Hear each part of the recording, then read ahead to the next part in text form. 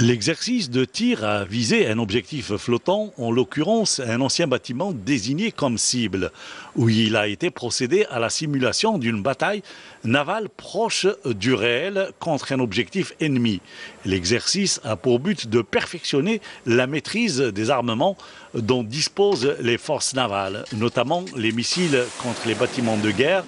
et de contrôler l'efficacité de l'armement acquis. Cet exercice s'inscrit également dans le cadre du parachèvement de la réception de la frégate El Modammir, une fois sa performance opérationnelle est confirmée. Le tir a été exécuté avec succès en détruisant la cible maritime avec une grande précision, ce qui représente une autre réussite et un des fruits de la bonne préparation au combat des équipages et la parfaite maîtrise des armements et des équipements. Au niveau de la base navale principale de Mers El Kbir, le général de corps d'armée a inspecté quelques unités navales flottantes à l'instar du voilier école El Mellah,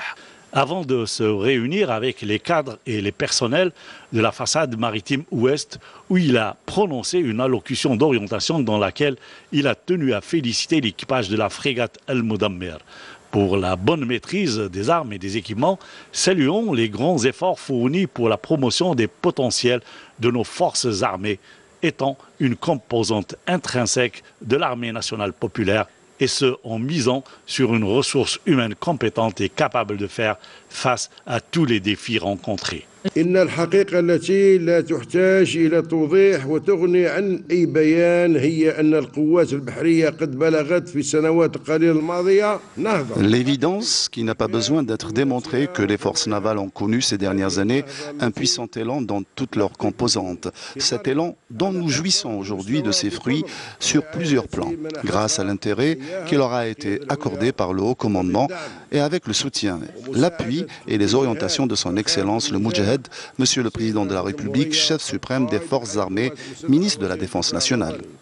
Le général de corps d'armée a souligné que l'exécution en permanence de ces exercices est la seule démarche qui aboutit à l'assimilation de l'ensemble des exigences et de l'emploi correct et idéal du matériel et des équipements mis à disposition.